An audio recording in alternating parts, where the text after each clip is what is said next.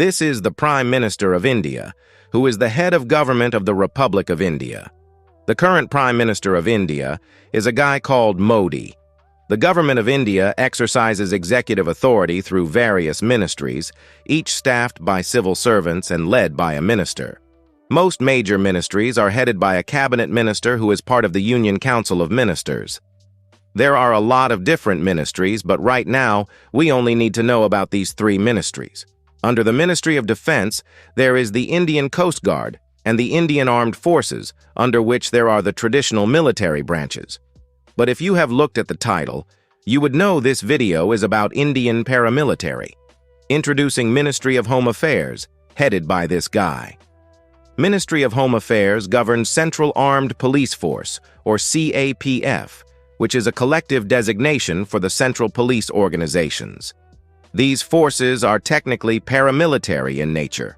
First one is Border Security Force, BSF, founded in 1965. It is part of Central Armed Police Forces under the Ministry of Home Affairs. The BSF was formed to guard India's borders after things got a little too exciting during the Indo-Pakistani Wars.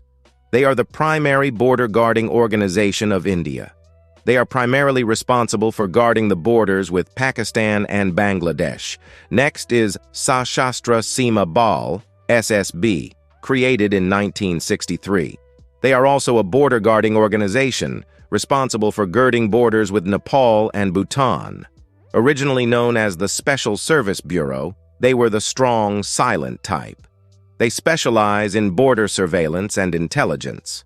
Nepal and Bhutan both have a friendly relationship with India, so their job is comparatively easier than that of the BSF.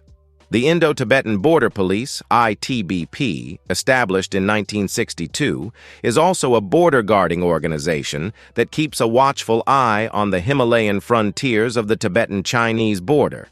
Think of them as the ultimate mountain goats. They specialize in high-altitude warfare and operate in some of the harshest environments in the world. They went viral recently.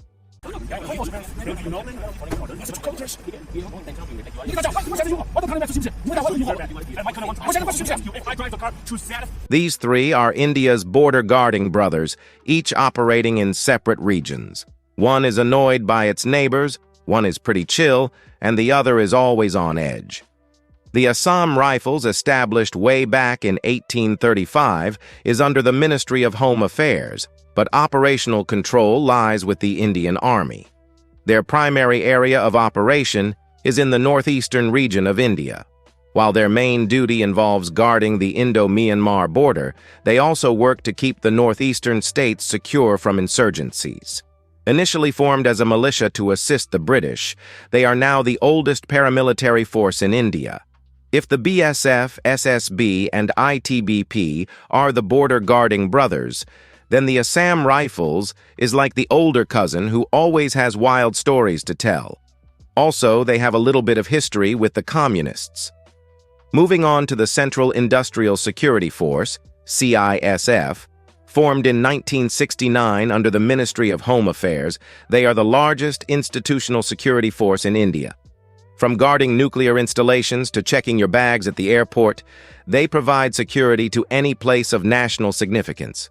However, much of their time is spent monitoring the screens of CCTV cameras.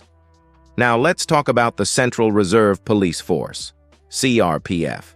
Established in 1939 and governed by the Ministry of Home Affairs, it is the largest paramilitary force in the country. The CRPF is the jack of all trades, tackling everything from insurgency to maintaining law and order.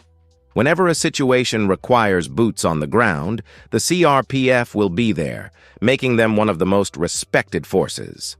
The Valley Quick Action Team, Valley QAT, an elite anti-terrorist tactical unit of the CRPF, is active in Jammu and Kashmir and conducts operations in collaboration with the Indian Army and the Jammu and Kashmir Police.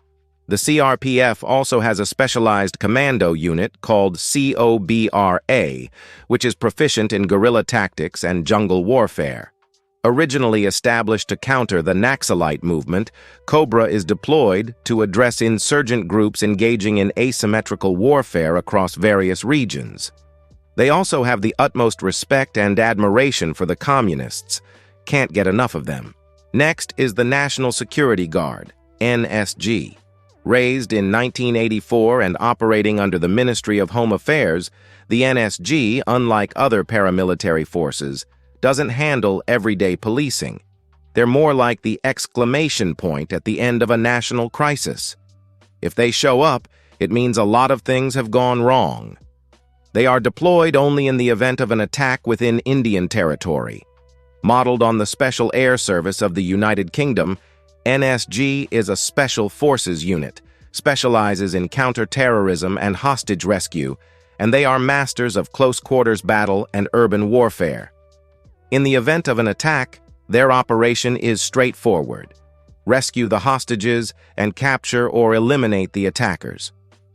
Next up is the Railway Protection Force, RPF, an armed force under the Ministry of Railways, established in 1957. The RPF is responsible for the security of railway stations, tracks, and passengers. They provide protection for railway stations and properties under the railway's jurisdiction. Much of their time is spent dealing with notorious ticketless travelers. You now have an overview of the main paramilitary forces under the Indian government. Next, let's look at some forces which are a bit special. Special Frontier Force, SFF. Created during the Sino-Indian War in 1962, this paramilitary special forces unit is governed by the Indian External Intelligence Agency Research and Analysis Wing, or RAW, under the Cabinet Secretariat, but operates under the Indian Army. The SFF was established as a direct response to the border skirmishes with China. The SFF is composed primarily of Tibetan refugees, specializing in high-risk covert operations along the India-China Himalayan border. Based on their history, it's safe to say they're not exactly fond of the Chinese. Next is the Special Protection Group, SPG, formed in 1988 and operating directly under the Cabinet Secretariat. This agency has one and only responsibility: protecting the Prime Minister of India. The SPG does not protect anyone else. Its exclusive duty is the security of the Prime Minister, both in India and abroad. Currently, Prime Minister Narendra Modi is the only individual under SPG protection. Now you have a complete understanding of the entire Indian paramilitary force. This is where the video should end, but of course, it won't. Established in 1990, the Rashtriya Rifles were formed as a specialized counterinsurgency force designated as a paramilitary unit to address the insurgency in Jammu and Kashmir. However, they function as a distinct military branch of the Indian Army. So don't be confused by other paramilitary forces. They are not technically a paramilitary force. They specifically operate in the Jammu and Kashmir region. They are the black sheep of the Indian Army due to their notorious reputation for conducting counterinsurgency and counter-terrorism operations. The force comprises several battalions, with personnel from various army units, including special forces, integrated into their ranks. They also collaborate with other military and non-military units. When militants are neutralized in the Kashmir Valley, they are often the ones behind those operations. So there it is, folks, every Indian paramilitary force explained. If you like this video, don't forget to like and subscribe. I've also created this diagram to help you understand better, and I hope you learned something today.